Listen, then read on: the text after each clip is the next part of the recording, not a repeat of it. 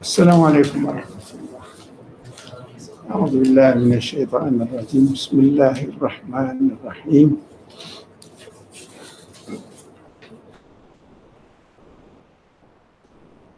رب اشرح لي صدري ويسر لي أمري واحلل عقدة من لساني يفقه قولي واجعل لي وزيرا من أهلي هارون أخي اشدد به أزري ويشرك في أمري كي نسبحك كثيرا ونذكرك كثيرا إنك كنت بنا بصيرا. وصل اللهم على محمد وعلى آله وأصحابه وأتباعه وسلم والحمد لله رب العالمين. آمين.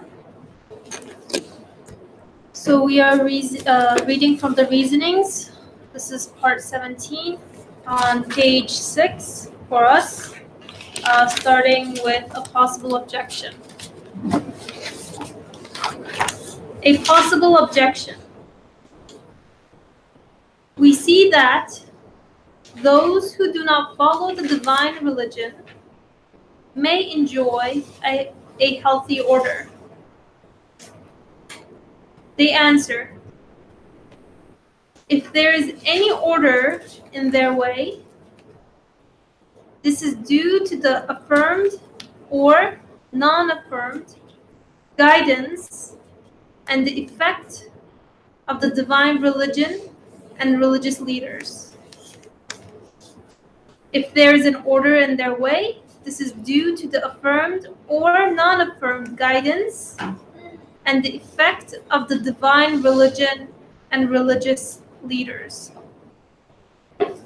There has never been a community left completely devoid of the guidance of a prophet. There has never been a community left completely devoid of the guidance of a prophet. So, even though many people reject the divine guidance and religion, they are not able to remain unaffected by the religion. So even though many people reject the divine guidance and religion, they are not able to remain unaffected by the religion.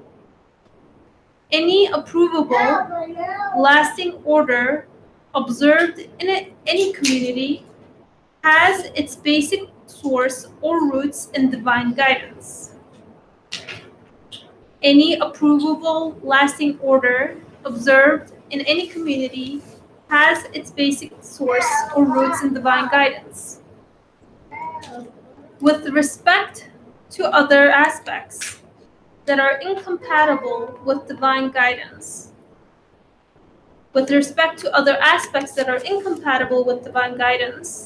the order of irreligious people or of those who do not follow the divine religion is bound to collapse. Even though such an order may appear to have brought some sort of worldly happiness to certain people.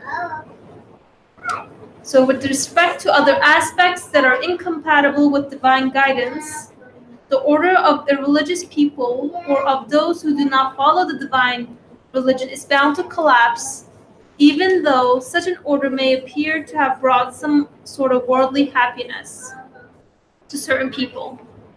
In addition, a good order must be one which brings true, lasting happiness to an overwhelming majority of humanity. A good order must be one which brings true, lasting happiness to an overwhelming majority of humanity.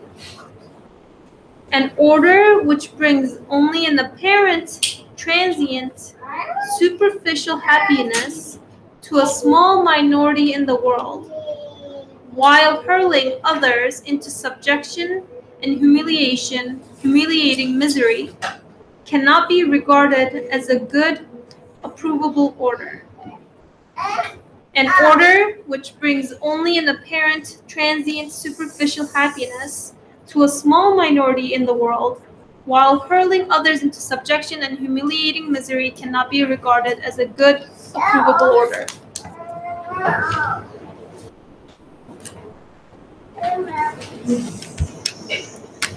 Seems to be clear.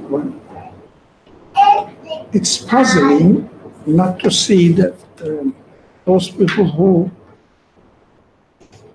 don't identify themselves with any religious guidance of the prophetic message, the guidance of the prophetic message, seem to be doing well. That's the very puzzling problem.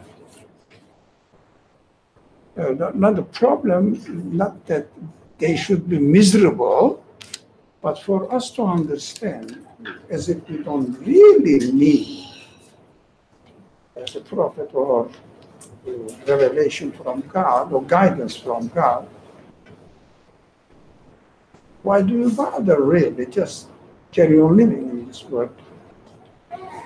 As far as the life conditions require us to do something, do it and follow it, and you are comfortable in this world.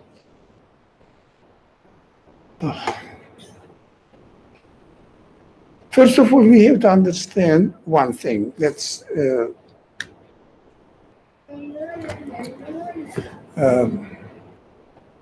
some things are mostly misinterpreted.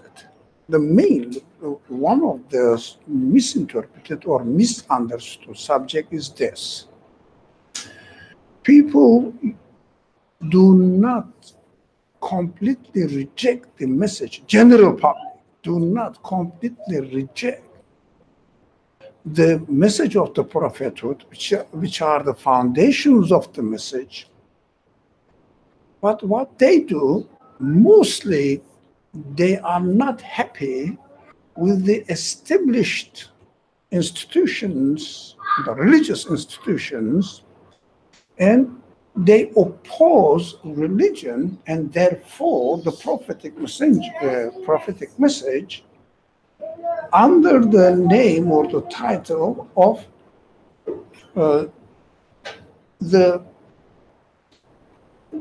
to a certain extent, they are all right, especially nowadays, corrupt religious institutions, misused religious institutions. They may have good intention, we are not judging about the intention, but the way the religion, or all sorts of religious traditions, especially religious traditions which base their claim on the message of a prophet, on the messenger from God,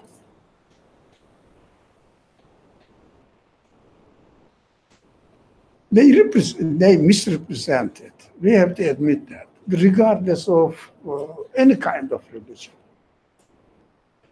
So those people see some faults, misbehavior, exploitations of, especially exploitations of human emotions, human weaknesses, is very widely practiced among the established religious institutions. Human weaknesses, their, for example, shortcomings, their failures in doing in practicing what they should do. Well, no one is perfect, so everybody has some sort of deficiency in his life. If someone comes to me and tells me that, Ali, you are not doing well, I would say, no, I'm doing well. I would say, yeah, I know, I am aware of my deficiencies. So they exploit this sense a lot in every society. Not necessarily in certain religious tradition, no, including Muslims, Christians, Jews, because we are not perfect. We need to educate ourselves, and no one claims that I am perfect. So this exploitation turns into the benefits of the institution themselves. They channelize it. For example, among the Muslim community, it is not as much as it is in the other communities. The Quran constantly says and repeats that the prophets never asks you any benefit, anything from you. Just delivers the truth to you and wants you to educate yourself or helps you to educate yourself according to the message they bring. So they don't expect any reward for their service to the community, to anything. They are always disinterested in their own benefits. That is the principle, for example, openly declared in the Quran, not on one occasion, on all occasions that the Quran mentions about any kind of examples of the Prophet in the history, as the Quran says. This is an example for you.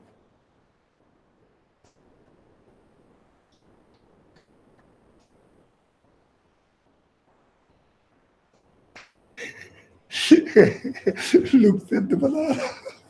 Oh. Okay. Now,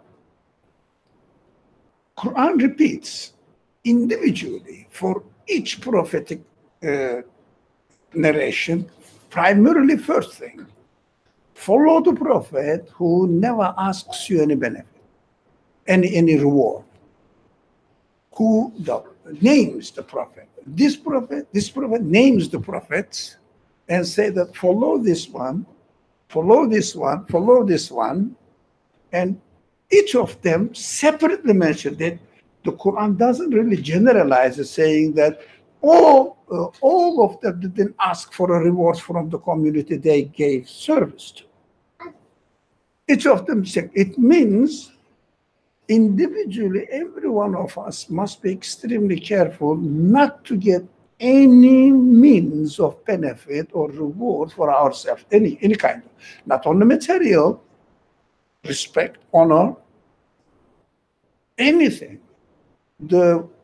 Which is very difficult. I admit that. It's very difficult not to accept, especially any kind of status in the society if you are a religious leader. It's an imam, a priest, a rabbi behaves in such a way in the community, in their community, that you can understand this is the imam. This is because it just behaves, special attitude, takes a special attitude. This is the rabbi. Yeah? But the prophets were not like that. It's very important. Even getting, it is more important than benefiting materially, financially. Status is the most important. Most of the time, what we think, for example, if you don't have a proper job, you don't want to speak to your parents. You don't want to speak about the job or your profession, about your profession with your people. You get annoyed. You get annoyed because you don't say that, I am useless. It seems to be. I am useless. I have no job, nothing. I do nothing. You don't want to say that. You don't want to people see you as a useless person. Although when you work, you make money or income for yourself, not for them, but it's a matter of status. If you notice, money or the income is not as important as having a status among the society. If someone has a good job, what they do, they pretend in a way that they are tired of life. I work so hard, my job is so draining. But he wants to talk about it. As a person, it's like a person who buys a new car, who keeps mentioning about the traffic or something to say, to mention that I bought a car. It is something. It's great, or it's doing well. Something like that. Wants to talk about it. So we have to understand that the Prophet, especially in the life of Jesus and the life of Prophet Muhammad, we can see easily, historically narrated, they were not getting any benefit from their communities. The followers of the prophets who assume or take over the flag of the message and continues to distribute it to the community doesn't follow this principle. They wear something different. They behave in a certain way. So, do you understand what I mean? And then get the attention of the people. So this is horrible. Those people who are open-minded, some people get impressed by it. Our Imam is a very great man. All respect him.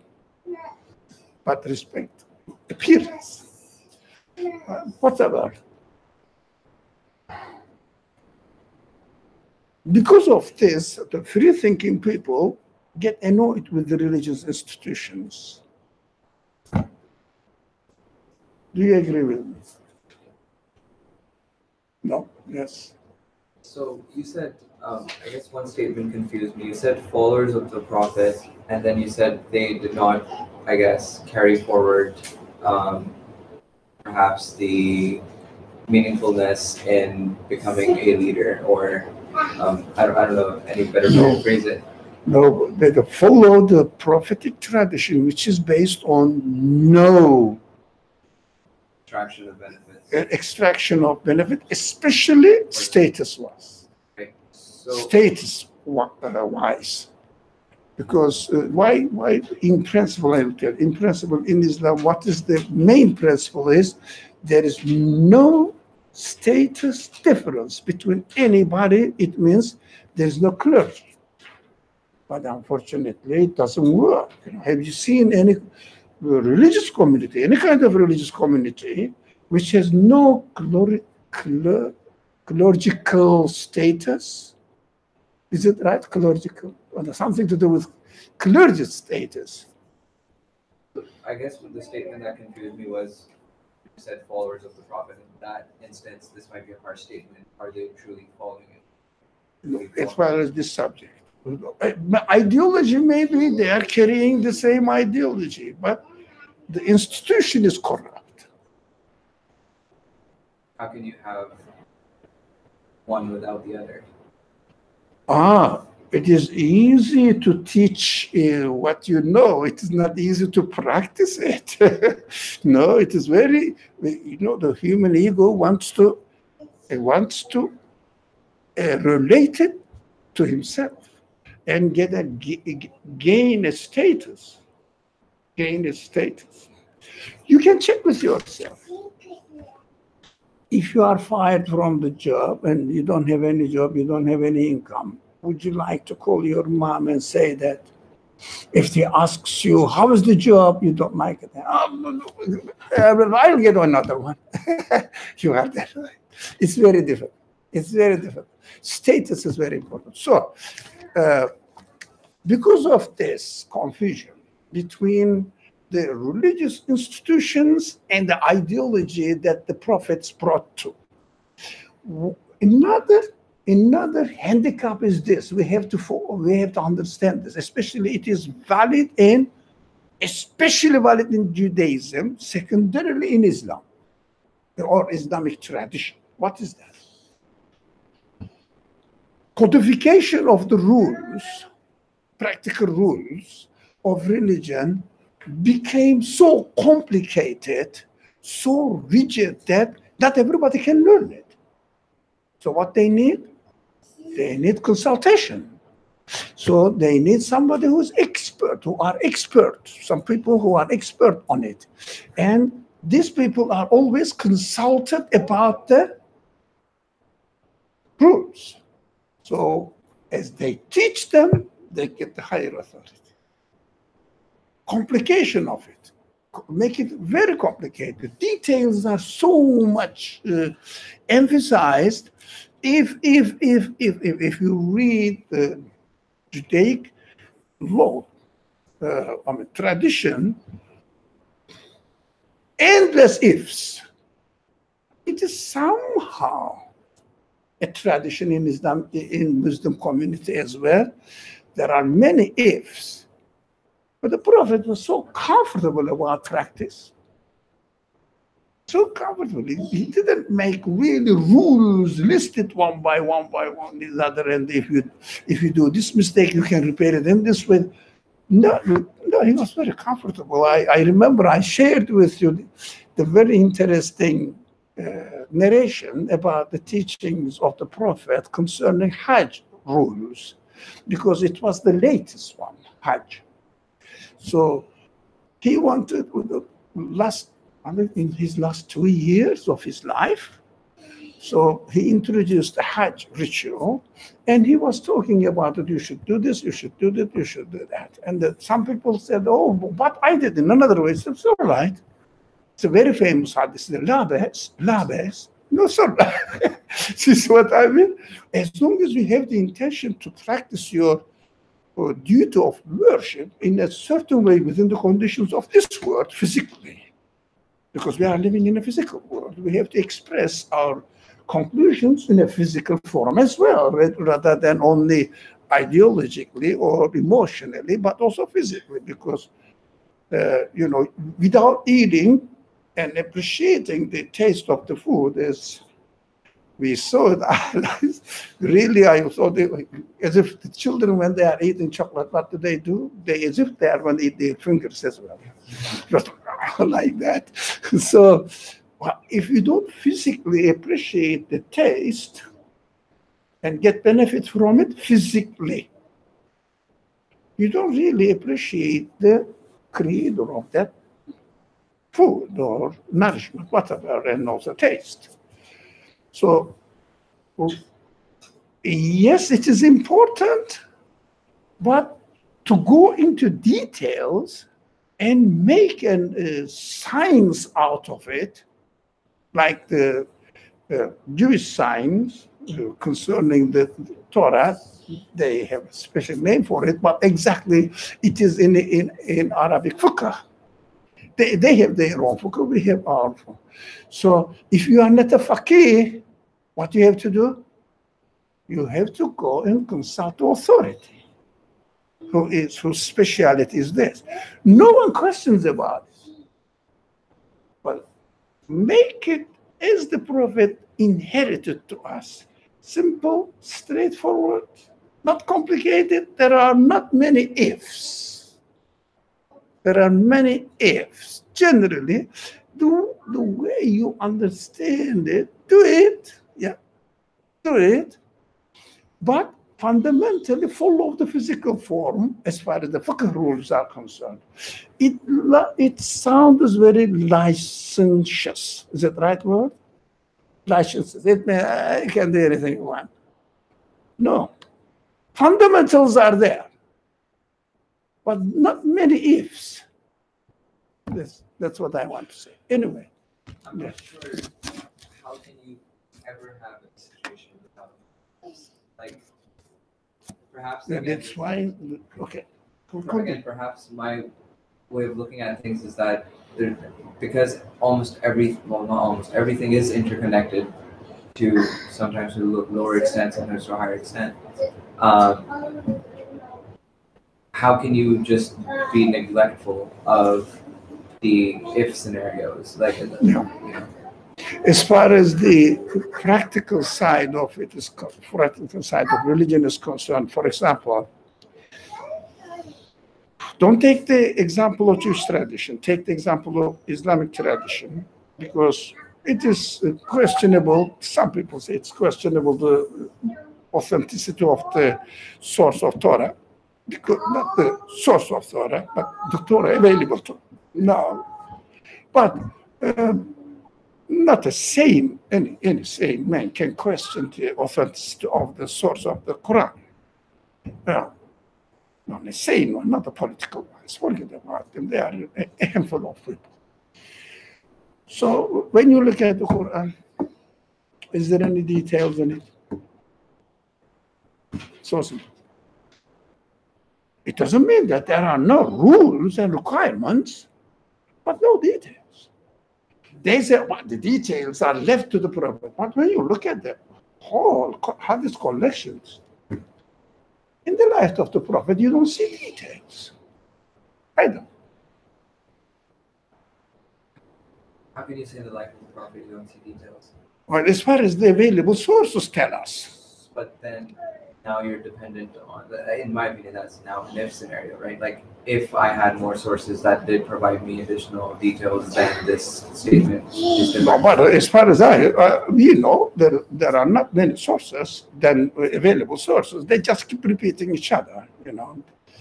I don't know what you do, but I keep reading them nowadays, now years. So they just keep repeating the same thing, but slightly different, but the same thing, fundamentally the same thing, and I don't see any details. So what you said, without if, no institution. Am I wrong? Now, if there were no ifs, there would be no institutions. Okay, that's what I understood. Institutions owe their existence to ifs. Right? So, sorry? Can you explain why? Why is that? Because when you start getting into if, you go into detail and you are not expert on it. You need an expert on it. And the one who gives you the counseling or counseling about this or giving advice on knowledge about it, then what you do, he has a higher status. He is the teacher now. As opposed to a pathway of evaluating for yourself based on your own observation. Well, yeah, of course, because you cannot go beyond your skill.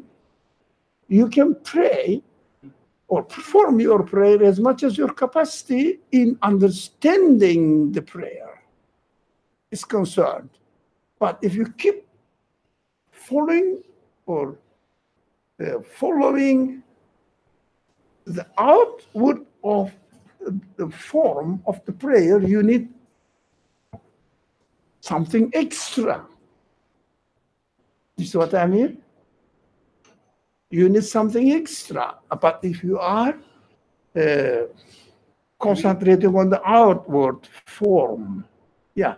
But if you concentrate on prayer according to the capacity of your own conception or awareness of the content of the prayer, you don't pay that much attention to it, because however you do it, doesn't matter. The Prophet was also so flexible about it.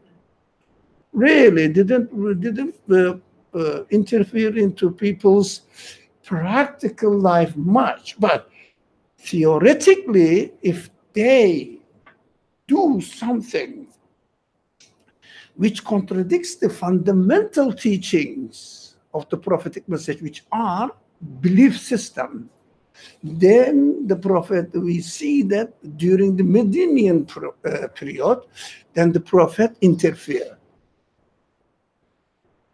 Yeah, but not the details at all, but the fundamentals. When the fundamentals are misunderstood, and especially if the people, the community has not cleared of their inheritance from the pre-Islamic culture, then Prophet interfered and wants to make sure that their life and their worldly life, their physical life, must be established on a firm and right understanding of the meaning of our being here on earth. So the corrections were, mostly the Prophet corrected something. Some people, very rare physically. But if there was a problem, then as far as the belief system is concerned, then the Prophet interfered. How did he interfere? Not personally. No, common. For example, somebody said something, the other one acted accordingly. He said, okay. Stood up, it's called khutbah. sermon, stood up and spoke to people in general, establishing not the behaviors, foundational understanding of the behavior. The foundation of it, not the behavior itself. You know, I see somebody praying without putting his hands on the side or on their navels or something. There's no such thing. There is no such thing. That is very interesting. So how do we draw the line between something that is foundational versus something that is mechanical? Okay. When you talk about hand on navel, that's obvious. Yeah. But there are many things in the middle that are less obvious on whether it will be foundational or semantic. The problem starts from here. It's a serious subject. I know some people maybe watching the video recordings, etc., may get annoyed that this man is modernist or stupid or doesn't know the importance of Islam or something like that. I don't care. I have to share what I believe in, and my conclusion is a result of my own investigations. The problem is this. If someone now becomes interested in the meaning of life, worries about it, as they experience, for example, some unexpected, they call it quote unquote calamities. Oh, mother dies, father dies, or something, a young man dies, or brother, sister dies in an accident, something like that. They say, oh yeah, this life is really tragic. What's your, no, it can't be like that. You know, there must be a meaning in our being in this world. Otherwise, I just came here, I don't know how, but I will go out accidentally like this, and I cannot really control my own existence and my own life. So what they do, they become interested in religion. So they start investigating it. The first pit, they fall into actions. What to do? What am I supposed to do? Right? What am I supposed to do? I wouldn't name. If, for example, if a person has not prepared himself for the exam, I experienced a lot, and they come and say, is there any prayer to say to be successful in my exam? You see, practical. Not the practice, not the prayer, but they forgot the fundamentals. Yeah? You have to study and do it in the name of your Creator. And then your relationship with the Creator while you are studying, that will be the prayer. And admit that you need guidance, you need help from the Creator in order to give for example, give you the time, enough time, enable you to arrange your time management, be good in your time management, and be patient with the steps. Well, that's very important. We skip the steps. We become very impatient and fail. When you fail, we accuse the system. Usually, they are doing this, or this is a horrible thing, or what shall I do? Why should I do this job, etc.? Because he or she, the person, did not follow the necessary steps within the order of the universe.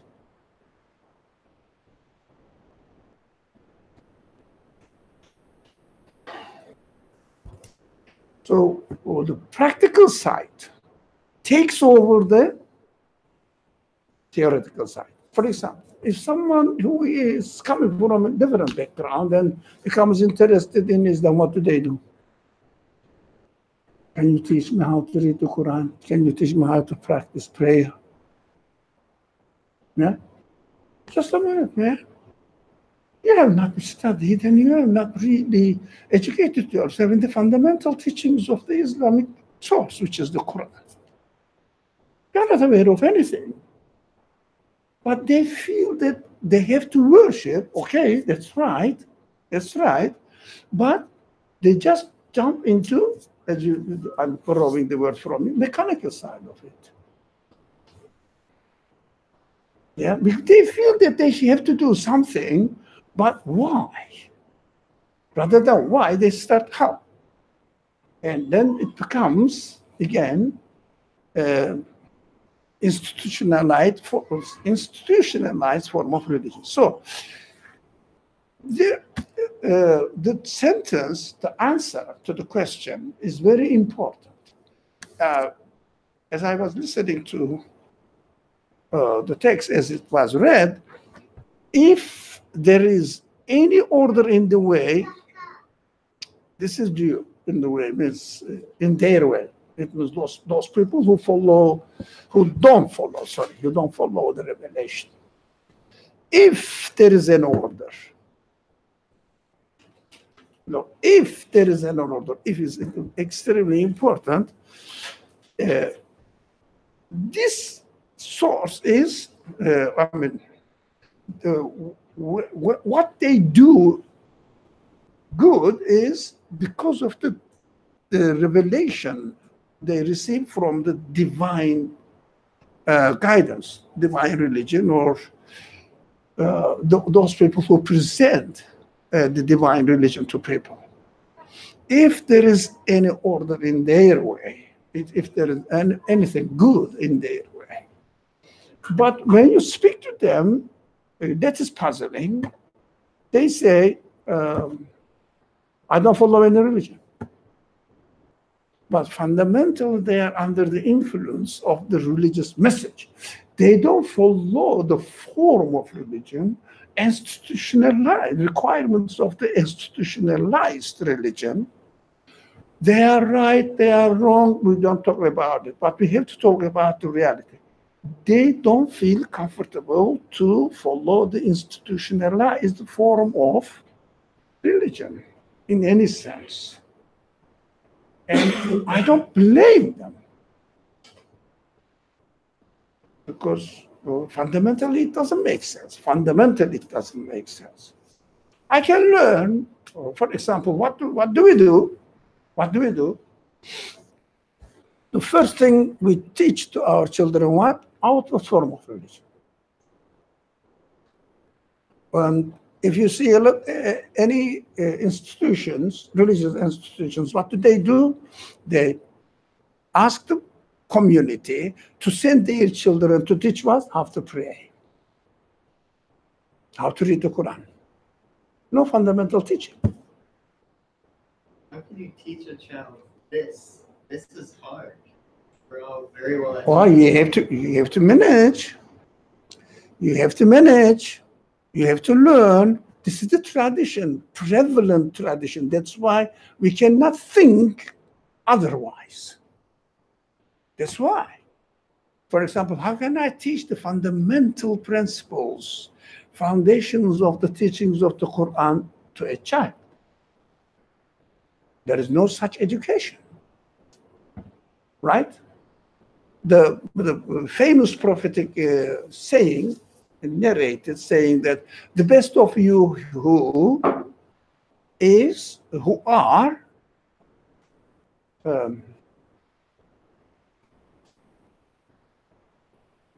خيركم من تعلم القرآن وعلمكم, who learns the Quran and teaches the Quran.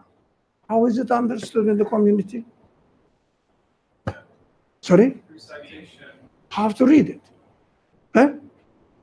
But can you imagine the Prophet will say how to read teach the people how to read the Quran? They are all Arabs. If they know how to read and write, they will read the Quran. There is no need to teach them how to read. It's ridiculous. But what the companions of the Prophet understood, how to understand the Quran, educate yourself through its teaching, and teach the others what the Quranic message is.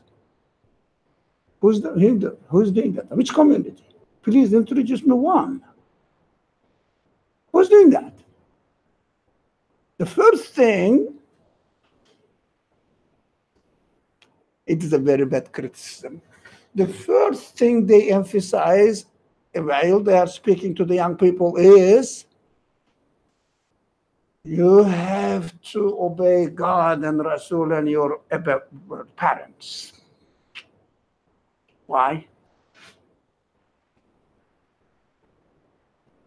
Why?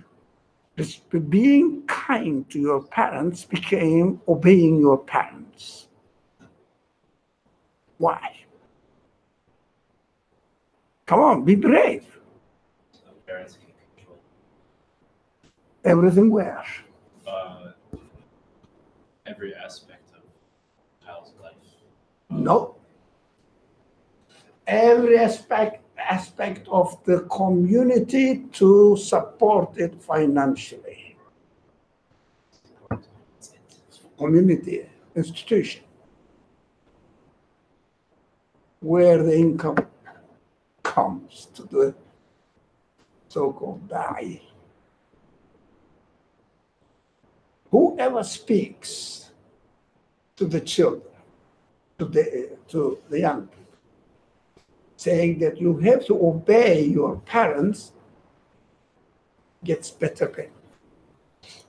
I noticed that. Did you? I don't understand. That's an abnormally cynical thing for you Yeah. to say. You never go down that path. It seems out of character. Am I wrong? Out of character, maybe. How about what you said? It's good to hear this. How about your feeling? What do you think?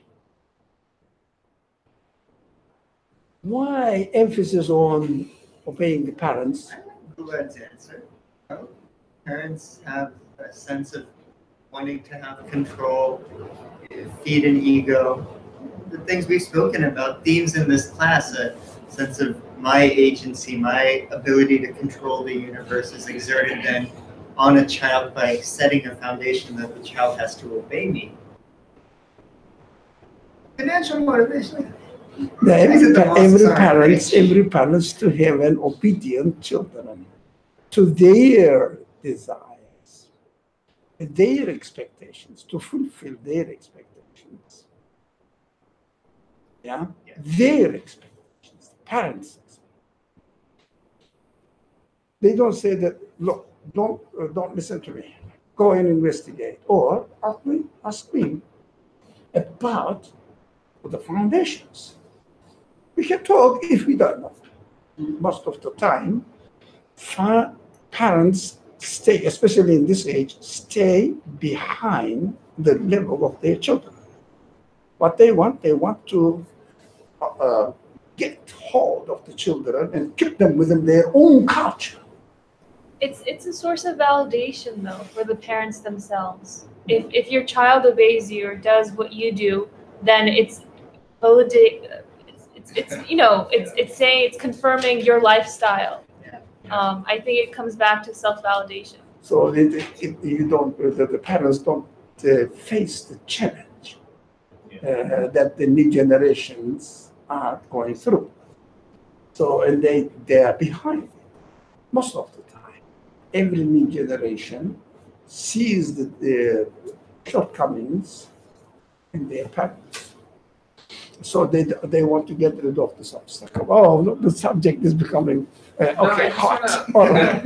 I just want to make a comment about what Samir said because, well, it might not be at the same level here, but in some countries, in Islamic countries, so-called Islamic countries, as you'd like to call them. No, those Muslim In countries, Muslim there is no Islam. countries, it's much worse, I think. Very easily see that. Like, as in, you're not necessarily gonna, I don't know if you're gonna get more money if you say what the parents want, but if you don't, then you're definitely not gonna be considered, you're not gonna be accepted as a man or Successful man. or You never be accepted leader. as a successful man. Yeah, so I think and in some other countries, as you can probably see, it's very intermingled. So control of the people too. So I Okay. think it's not as bad here, obviously, but it is much worse. But at the same time, let's shift the subject. Oh, but there was another hand. Did you? If you're gonna shift the subject, I was just No, gonna no, no, add- but I thought that that subject is a little bit side talk, but we have to know this problem. We have to know the source of the problem that the people do not want to identify themselves with a religion. Not Yeah. because religion says that we are created and we owe our existence to that particular creator and we have to be in contact with him. Not that. No. You have to go through me. And then the problem starts rising. Okay. When you said that earlier, when the parents don't want to be challenged, so that about validation, that when a child does what you do, you feel great about yourself. My father, who came to the class one day, at the end of discussion, he commented that this was something good for the youth, but he didn't see value in it for himself. And although all his questions that he has and all his criticisms about religion, institution, etc., are very much aligned, but he sees it as something else. Like, Now you are, I don't want to be particular about using it, when the parents lose their contact for any reason, because of the distance, living in different states, because of the age. Your father wouldn't give you an order nowadays. So I can do this job and go there and take this one. You say, what? So at this age, they say they are afraid that you will be completely out of the way. So at least you will have a source which provides you some sort of security to stay in an honest man, honest life, to follow an honest life with a religious. Otherwise, you will, not you personally, the children, if they are left alone, they will fall into addictions, bad habits. The society is corrupt today. We have to know that. So it preserves you. It's good for you. For you, as you emphasized. Okay? But at the same time, okay, this is a personal thing. I have a question. What does the text mean when it says non-affirmed guidance? Where is it in the first paragraph? Yeah, First the first sentence. This is due to the affirmed or non-affirmed guidance. I see, that's it. Affirmed and unaffirmed. I thought it was clear. Affirmed means I belong to the religion of Islam. Non-affirmed, I don't like Muslim community. Exactly. And I am not identifying myself with Islam. But I know that I have the influence of the Islam teaching there must be a God. So non-identity based. Yeah, not identity, yes, not affirmed. Most of the people either superficially affirm their relationship to a religion. Why do I say superficially affirm their relation to a religion? They have no other option. They say, I was born into a Muslim community. My parents, my culture, everything comes from Islamic background. So I was brought up with this culture, and this is my religion. Most of the people,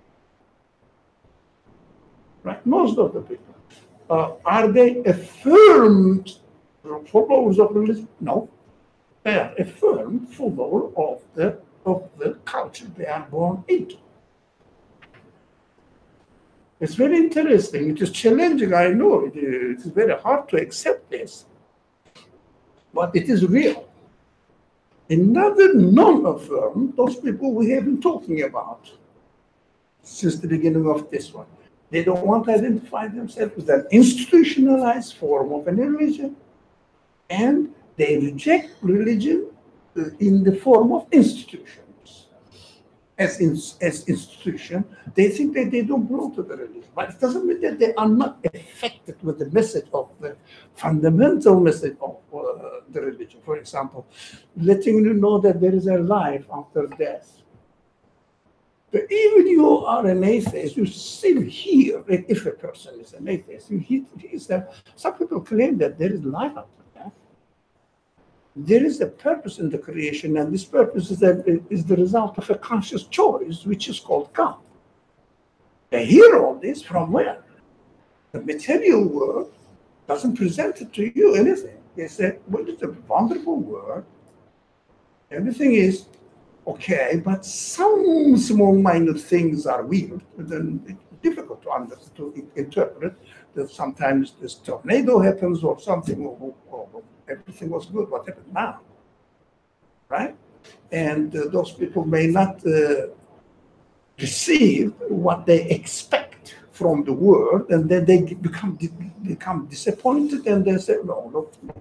They say that the God created me, now he's leaving me without any food, nourishment, for example.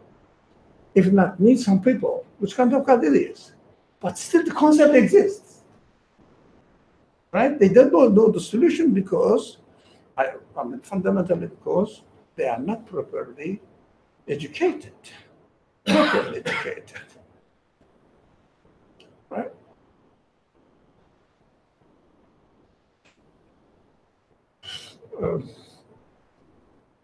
God willing, if I see a clergy who comes and asks him, look, I'm interested in Islam, yeah, so please give me guidance. He will say, okay, don't lose yourself in forms first. Let's educate in theoretical side of it. Have you ever experienced it? I'm looking at you because you don't have the background. So I was like, here's a printout of how to memorize. Yeah, and also the videos. No, videos. How many videos are there to teach how to pray properly, according to their understanding, with lots of tips? Yeah. So you understand that there's a problem. There's a very fundamental problem. I repeat this word and we'll repeat it again. Taken for granted religion is not the religion of God. For any reason, we have to establish our foundations individually. Why? I'm following a certain understanding of existence and which fits where and which source is providing me with the best interpretation of my existence, which will sound or which will seem meaningful for me. Investigating and coming to the conclusion. But most of the people do not investigate. Those followers of the religion don't investigate, imitate. Those people who reject the non-confirmed, it means non-identified people within a religion also don't investigate. Forget about these people, what they are doing and how they are mistaken, but what is their teaching? Let me learn the teaching. Is it really true or not? Is it human or not? What? Can I accept it or not? First of all, there is no such education really commonly known to people. No such education. Very rare, not definitely 100%. I cannot claim that it doesn't exist, but very rare. If you find a community leader, religious community leader, who is really saying that, no, just, man, you are just interested in Islam. Come on, stop. What should I do? What should I do, etc. But let's talk about the foundations of the religion you are interested in. What do they teach, really, the meaning of existence? I have to yet see one. It's very rare. If someone appoints himself to a clerical position, that's it. Do you understand what I mean? But no one talks about it because everyone likes status. That's human. I want to be honored by my family, close friends. The others, I don't know. If I go on the train, subway, thousands of people are there, and you don't care about them. But if someone who you know comes next to you, what do? You care about is staring at you. His relationship with you because he knows you. So our main concern is mostly on our what my mother, father, brother, and auntie, cousins will say in comparison. How can I explain what I'm doing? And then closer friends, secondary, and then no one else.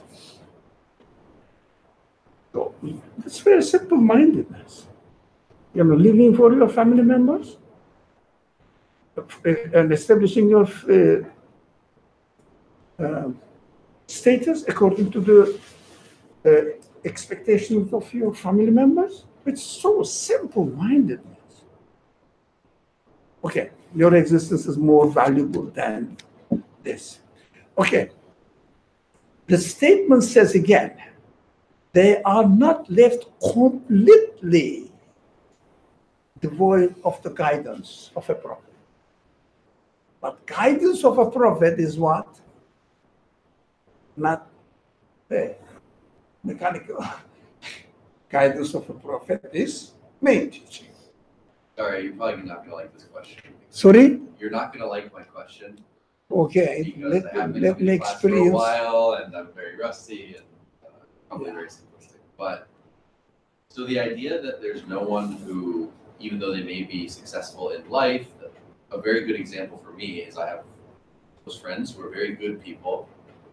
They could give to charity, they help others, they do all these very decent person things which have nothing to do with religion, and they completely reject religion. So here's a puzzling example of, okay, obviously the argument for them is, why do I need religion? I can be a perfectly good person and I'm very happy and so on. So like, is this an example of these morals that are somehow instilled in society regardless if there's religion or not? Or do those originate from religion? Like, can we say that to help others is, would that happen in a vacuum if there had never been, I mean, I know we're going down a hypothetical path, but does that originate from religion? No, the first part of the question, I listened to you, and I got that there are two parts. The first part of the religion is I don't need any guidance from religion. What they need, I don't need any guidance from priest or imam. Primarily, because they know that the priest and imam doesn't know life as much as he knows. That these are intelligent people, right? Yeah. That is true.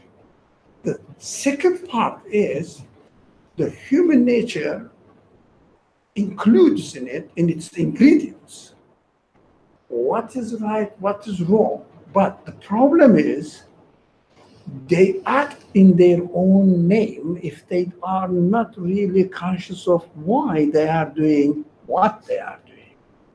For example, I'm going to be a good man for what? I'm going to die as a good man for what? And after you die, you are a good man, will finish you. As far as you are concerned, you are finished.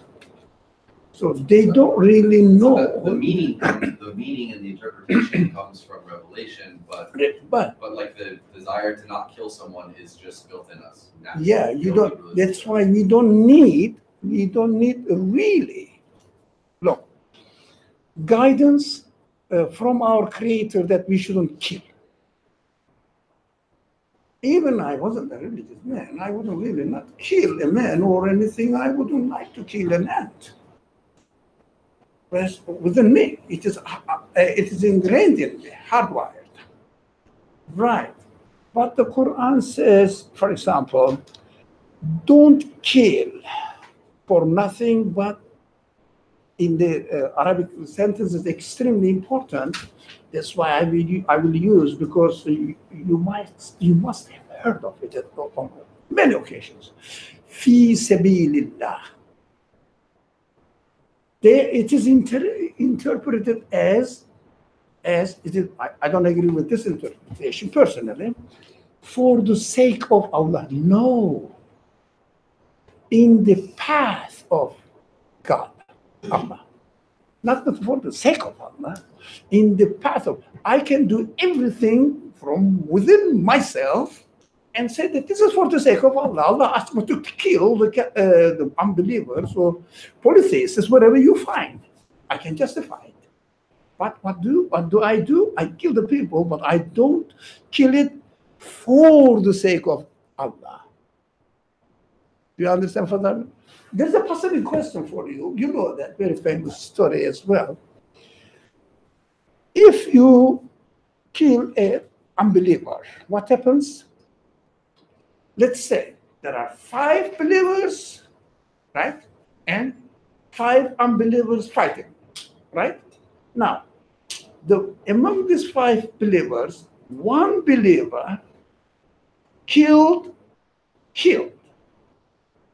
right? An unbeliever, hey,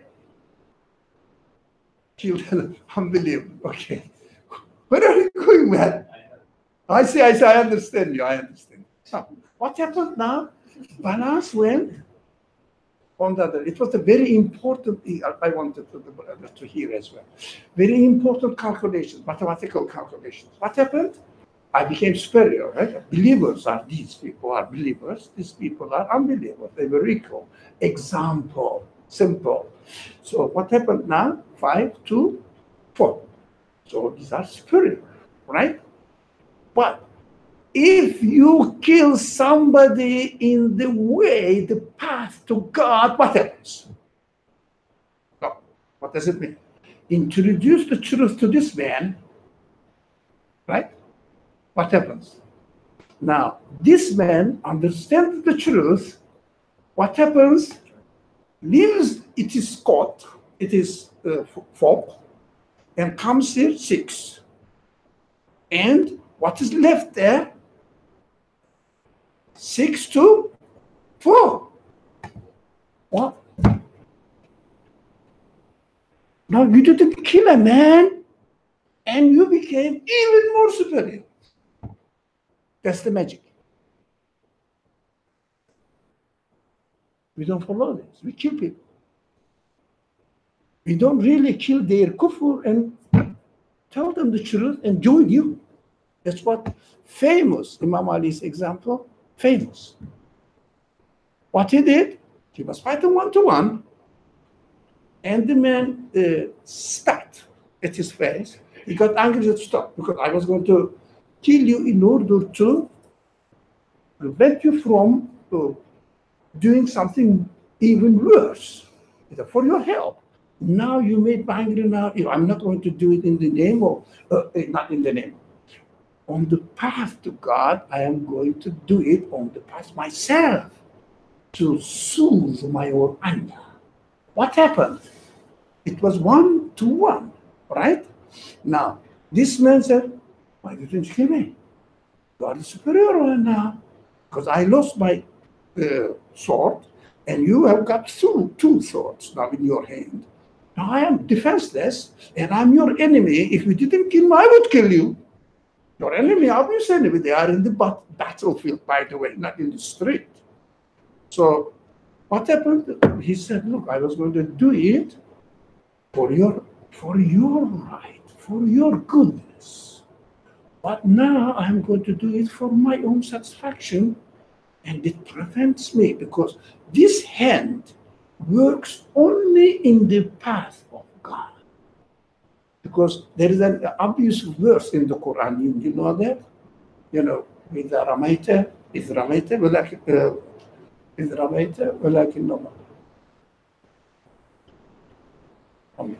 وَلَكِنَّ اللَّهَ رَمَى. What was the first one? إِذْ رَمَيْتَ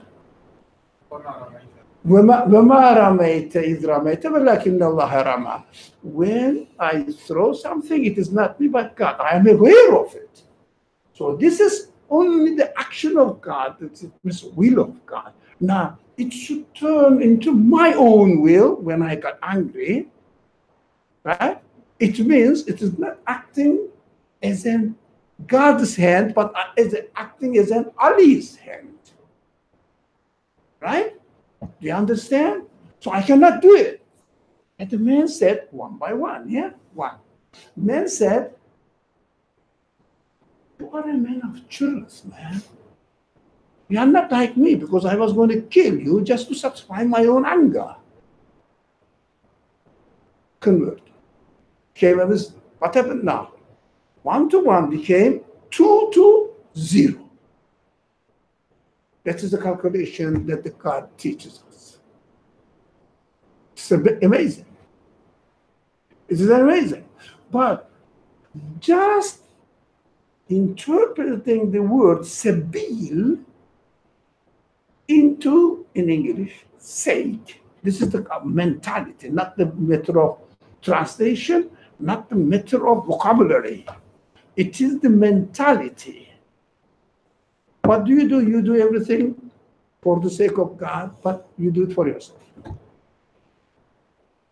Enable it with God, God's command. But you don't know that that is your understanding of God's command. You have to kill people's kufr, if you like, and misunderstanding or wrong understanding, make them understand the right one. You do double job, and without losing anyone, without damaging anyone. It's amazing. Just one word, man. One word. Sabil. What is sabil in English? In Arabic? Path, not sake. You see, this very obvious way. Why? Why this kind of weird things are happening? Because we don't see the fundamental teachings. We are lost in forms. Right? In forms. You do it because God ordered you to do it. Right? But you do it not because God ordered you to do it. Be careful. You do it in order to reach God. There is a great difference between these two. In order to become more aware of God in your own existence, the presence of God in your existence, not for those, because you are commanded to do it. This is the first. It's great. It's amazing to me. One word, sabil. The Quran is full of this word sabil. How many occasions? Fi sabilillah. Give fi sabilillah.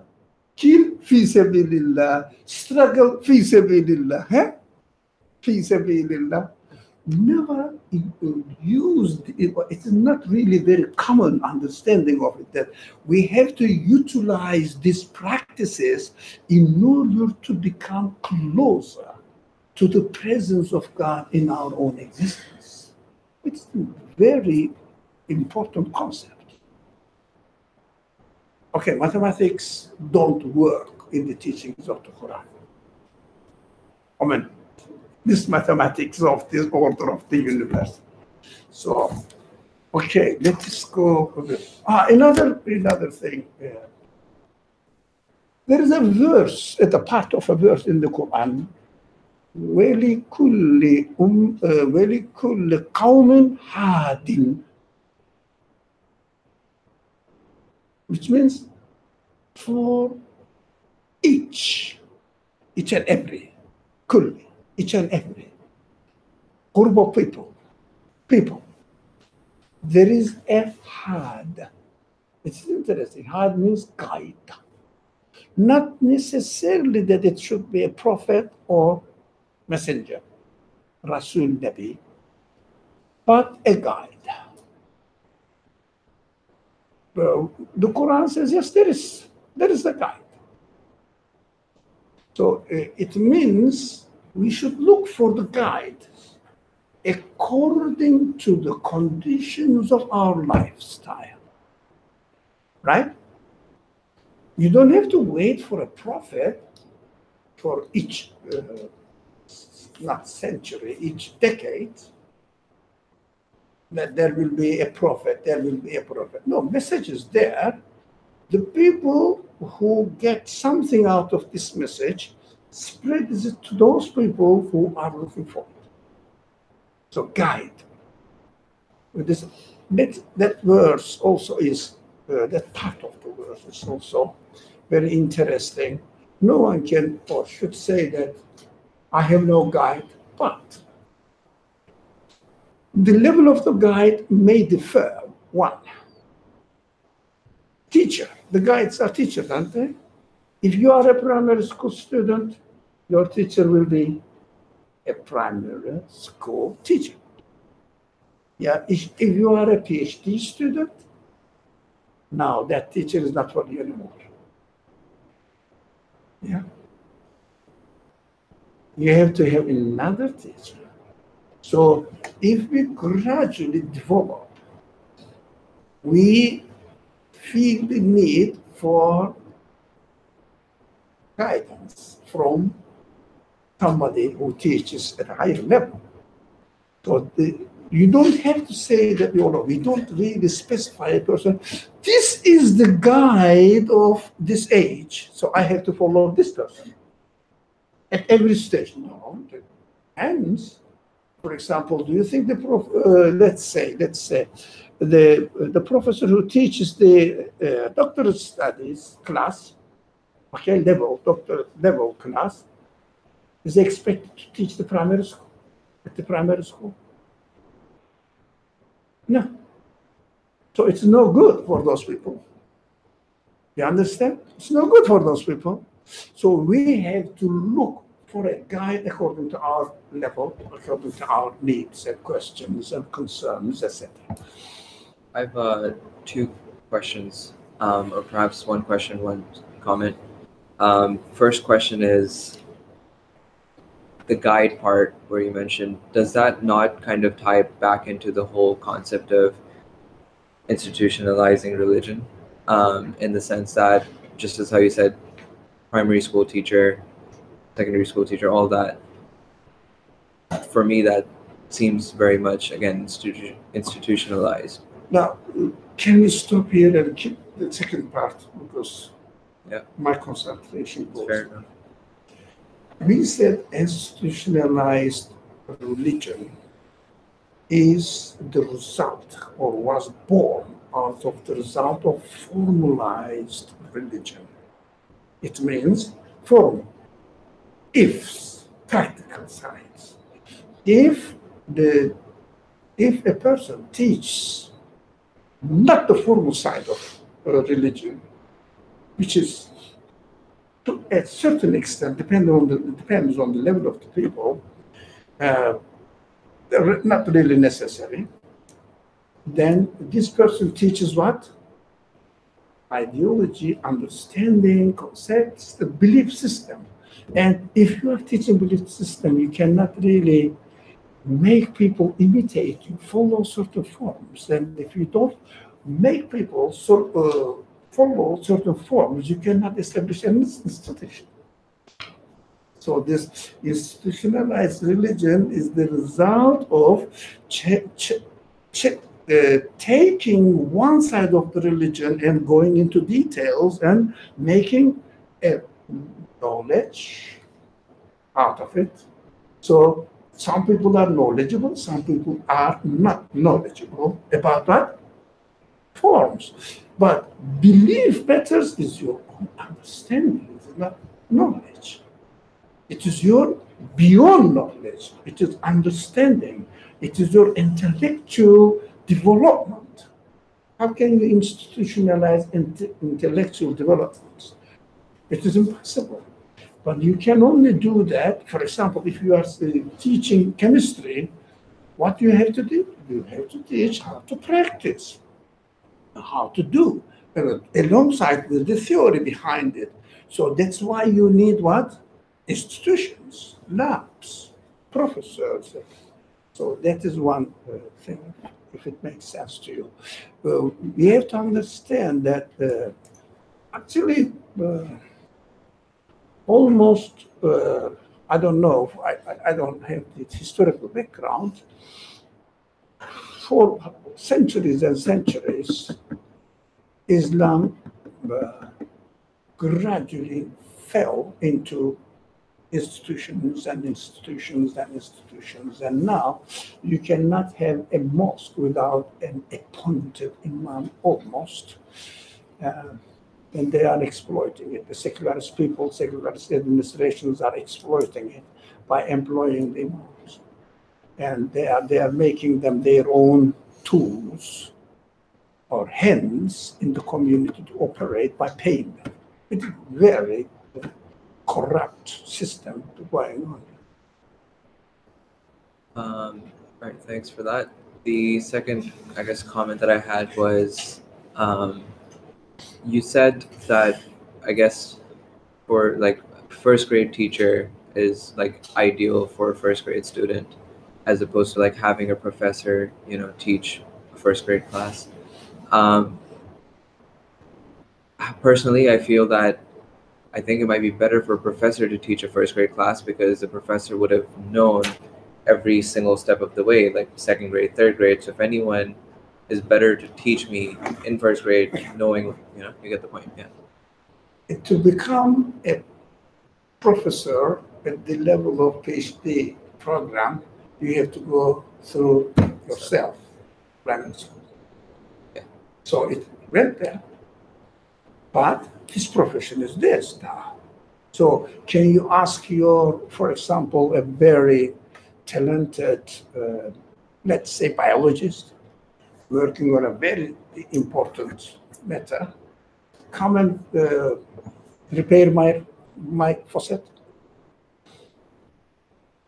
But well, he has to know the people's practical problems. Faucet is a problem in my house. It's not working. For example, so for the moment, for example, come on, you have to do this as well. Come on, this is the level that human beings are going through. We have to respect it. So it doesn't mean that this man is so snobbish and doesn't want to really go. I want to teach at the primary school. Come on. No, it's not. He's not through it himself. So we have to understand that the best teacher for the primary school student is the primary school or teacher, because they know their psychology and they are specialized there. If they have not developed it, if someone really continues his or her career and becomes a high school teacher, what happens now? Now I can benefit these people. It's more difficult, so I have to go there rather than stay there, because you don't have to have the same qualities in order to teach a primary school teacher. So there are many other people who qualities. Anyway, this is something technical, but we have to understand. Let me see my notes here. Yeah. Now, this phrase, you were laughing, I know why you were laughing. So blunt I am.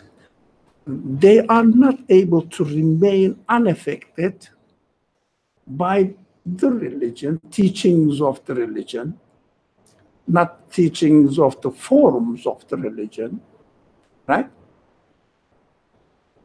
Now, for example, if someone says, going back to Eric's question or comment, someone is acting according to his own human qualities. Now, claiming that he has, well, not claiming, rightly feeling that he has no need for guidance to do that. But some people may say, I am doing this because God will be pleased with me. Right? And someone may go even further. I am doing this because God created me with this nature, and by exercising it means fulfilling the necessity of this nature pleases my maker, right? If you do something, if you make something, if it works as you meant it to be, then you are happy, huh? Like that.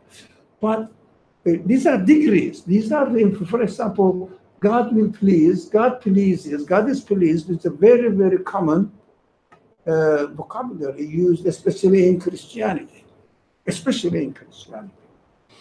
Or to a certain extent, in the wisdom community also, we say, when you do this, God will be pleased with you. Yeah, it is good then. Excuse me, sir, it is not my concern. My concern is, am I pleased with my Creator? Right? If I am pleased with my Creator, He will be pleased with me as well, because He is my Creator. Do you understand? So these are the signs of the influence of religion on people's minds. They are not completely blank of it, but it doesn't mean that human nature essentially is corrupt. Not at all. No. It needs guidance to grow in the right way. Human nature is like a seed. It doesn't mean that if a seed is not growing, it doesn't mean that the seed is corrupt. It needs the right atmosphere, right atmosphere, right conditions to grow. Then the prophets bring the message in order to provide the right conditions for the seed to grow. They don't add, we always say this, it's very dangerous, but most people don't agree with it because of the vocabulary they use, but they don't really see the intention behind it. In fact, God's guidance do not add anything extra to human nature. It is very dangerous sentence for some people, but very exciting, how do you say, awareness for me, because I'm a seed created by my Creator to grow, and I don't know how to grow. I need guidance within the conditions of my life environment. So He teaches me, go into the soil. What? No, go into the soil and get wet. And under the soil, getting wet looks like strange, being under the sun, comfortable. No. Your seed will start giving shoot into the air and give fruit. What is this? It is a very general, I don't know whether you are aware of it, but certain parts of the Islamic teaching emphasizes on it that humility. Accept that everything is given to you by your Creator. You have to be like soil. I remember again, one of the names of Imam Ali is Abu Turab. Still, Abu Turab is the father of dust. That he's proud of. Because essentially I am a dust, I am an earth. I'm growing in it. Right? There are lots of interpretations about it. But we have to understand the wisdom of what he learned from God is from the prophet, through the prophet, of course, ultimately God, is very essential. And we have to appreciate this kind of valuable people. Now, another thing now, with respect to, I'm going through the text before the time is up, we have only 4 minutes. With respect to other aspects that are incompatible with divine guidance, the order of irreligious people, of those people who don't follow the divine religion, is bound to collapse. Now, they may not physically collapse, but they collapse in fulfilling the needs of humanity. They don't satisfy anybody, right? Especially in the practical life, political life, dictators in many different forms, maybe really powerful dictators, just because of his team is ruthless. The people are afraid of. Or dictators using and exploiting people's weak points like nationality, like proud of being belong to a certain country, patriotism, this kind of thing. They exploit it and they use it and impose their own ideas on the people. What do? These kind of people get benefit or bring benefit to only, as the text says, a certain people, especially in the dictatorships, in many forms. Dictatorship is in many forms. For example, if I come here, or somebody, maybe me because I'm speaking now, and impose myself on you by, let's say, my knowledge, maybe, I don't know, but I'm reading like you are reading and using what the text is saying. I'm prejudicing, no, Bias? Projecting? no, prejudicing. Plagiarism? Sorry, Plagiarizing? how? I am Plagiarizing. plagiarizing from nothing else. So if I impress you with my knowledge, I'm a dictator. It means I'm not giving you the chance to really be critical towards me. I'm saying, you don't know it. I know. That is dictatorship. You understand? The dictatorship is not only the dictators of Egypt or Turkey. They are all dictators. So the dictatorship, or Russian, or I don't know, China, but a practical term, like a political law, they are. But at the same time, a religious man, clergy, may be a dictator or his or her community by using a special cloth and a special attitude, taking a special attitude to impress people. Yeah. But he has a fight with his wife at home, comes to the masjid without honor, but defeated at home by his wife. Not necessarily just I'm giving an image that it may not be really true. It is just a pretentious attitude. Okay. Another thing, worldly happiness, they may bring some worldly happiness to certain people. Worldly happiness is a very important concept again. Yes, for example, economically, the society may develop, right? Economically. But how about human side? I always say that I avoid using the word spiritual side because it is taken into another form of understanding. So how about human side? Have they provided any happiness for their human side? Or have they made them the slaves to be, or to become a slave of consumerism, dependent on the material productions, because they help them to prosper materially in order to turn back into the economy, and that the economy will bloom. They understand it. That is how it works. That is called, by the way, in the theory Fordism.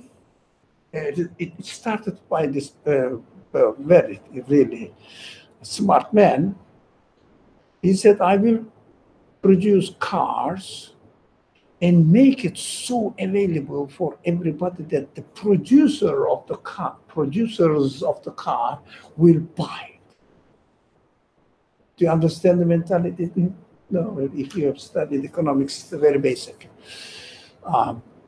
So that as they start using or needing the cars, what will happen? The production line of car will enhance. So they will need more. They will produce more. They will also have, or not, the car industry will have also more consumers. So the economy will develop. It is what is that? It is just only material prosperity, not human prosperity. You may have a car, but it doesn't mean that you have solved all your human questions. Nothing to do with it. Nothing to do with it. So we always say that these people are really very comfortable.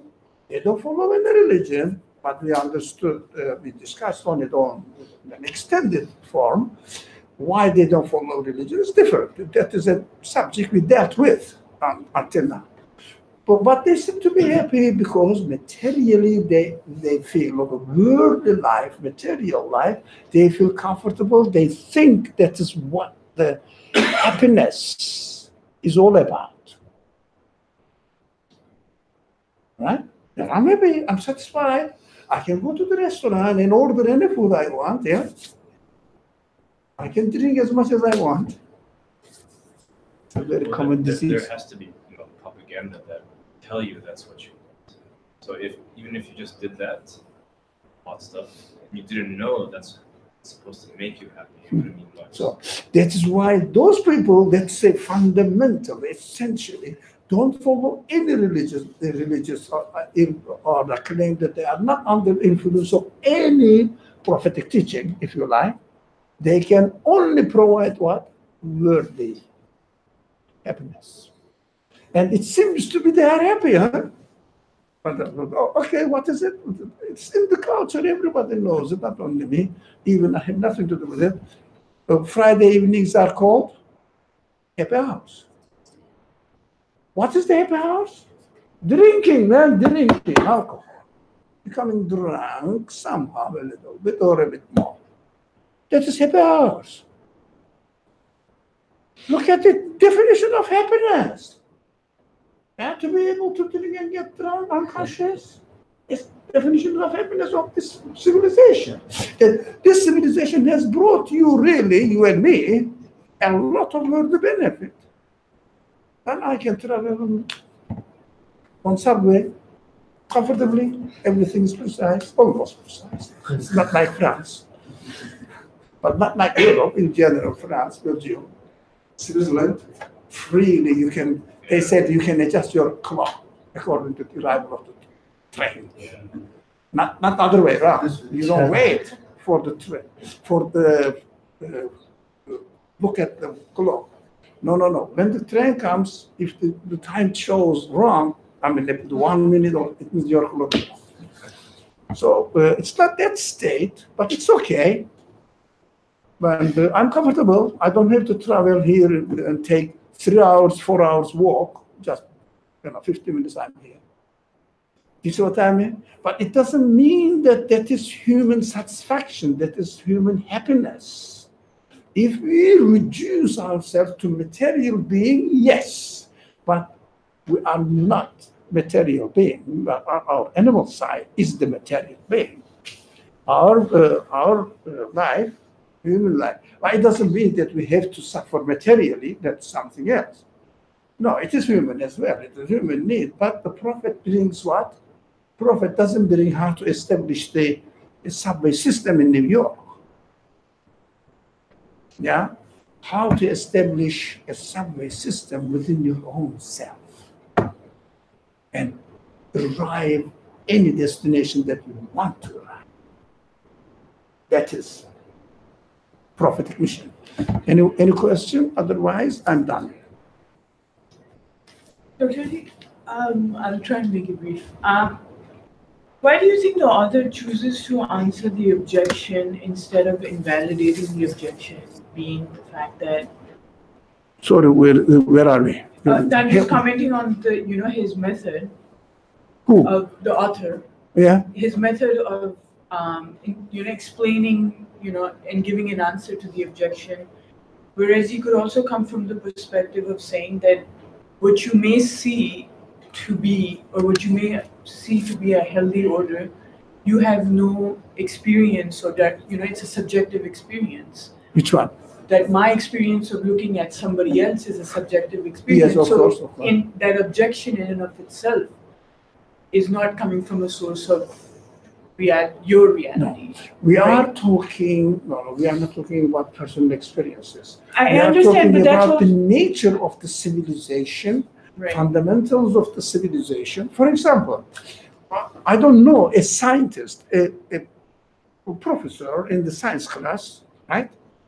I don't know what he believes, what he feels in him, etc., etc. Right. But what we know, the science itself nowadays is based on materialist values. I am not accusing this professor is materialist. So we know that in the science, everything works within itself. There is no external factor in it, or the external force, not the force, really external factor is maybe the actor. And so they say we explain everything happening within themselves. That is the science claim. Have you ever seen any physics books saying that, the one who created the universe established this order, and according to this order, and the creator is really always creating in this way? Have you ever seen any language in any of the millions of books? So talking about civilizations, talking about ideologies, talking about philosophies do not mean that I am talking about the individuals living in the civilization or the philosophers themselves. So objectivity is about people. But can you say that, for example, in Christian theology, there is Trinity. You can say that Trinity doesn't make sense to me. But if a person says, I'm a Christian, it means you are an ugly or corrupt person. It doesn't mean that. I cannot say that. But I say that Trinity is corrupt idea. Do you understand the difference? Yeah. That's why we are not being judgmental and we are not being subjective. But my conclusion about the theory, about the theology, philosophy, civilization is my conclusion, yeah. But I'm not accusing anyone. Last. Yeah, I just have a comment. So I think one of the issues with, like you're provided in life seems with different alternatives, but I personally can attest to the fact that material things, for example, don't make me happy. But the problem is the alternative, which is to pursue your human happiness. It is just like very hard to find real life examples of that. Like you can see people successful materially and they seem happy and it's very well promoted. But on the other hand, everybody that I know seems to be struggling in that path of human satisfaction, and nobody seems to have a same question. Happiness. Same question. On the same line actually. But we are not judging about people who. Yes, people look for happiness, but they look for happiness according to how they define their existence. According to. I'm just saying I can't find real life examples. Someone seems to be comfortable in their existence. I don't think it matters that you can't find it. No. As long as you can find it yourself. Well, I mean, This is seems to be struggling. No. You can't My because whole point by is that the I don't need to look at another person and say, okay, or a society. no. As long as that inquiry is in me. So look, you cannot really look for a person who is almost satisfied with his existence, but you have to look for the way which explains how to reach this happiness, or satisfaction. That's why we have to look at the Quran, for example, the teachings of the prophets, how they are presenting, so not how, what they are presenting in order to help me to live or to lead a satisfactory, humanly satisfactory life. We have to look at the idea. But the problem is we are going to get into this subject again, the prophethood of a person who is called Muhammad, right? When we come there, we will say that this man is the best representative of it, but still, while we are studying it, we will emphasize on it, the important side of this kind of concentration on a personal level depends on your expectations. For example, you may see that the prophet is doing something practically, and you may see that he is not happy. Oh no, how? He said that I am the guide to take you to the happy life, but he is not happy in his own being. But that is your understanding. So we should be careful while we are looking at the personage, the life of a personage, that I shouldn't look at it as a person, but look at the link between what he is doing and what he is teaching, and it is really the teaching is correct or not, then interpret the behavior accordingly. What I say, I'm hurrying. I always say that when you read the hadith narrations, it is, if you have not really concentrated on it or as much as you did, you don't understand hadith. It is impossible because you judge the physical side of the prophet. It is impossible. How are you going to do? You have to relate to his main teaching and try to see the link between the main teaching and what it is or how he is presented to us in physical form through the eye of the narrator. Through the eye of the narrator. This is mostly the value of the narrator, not value of the one who is narrated from the prophet. So hadith reading is really a very difficult task. Quran is much easier. Okay. سبحانك لا علم لنا إلا ما علمتنا إنك أنت العليم الحكيم وآخر دعواهم الحمد لله رب العالمين.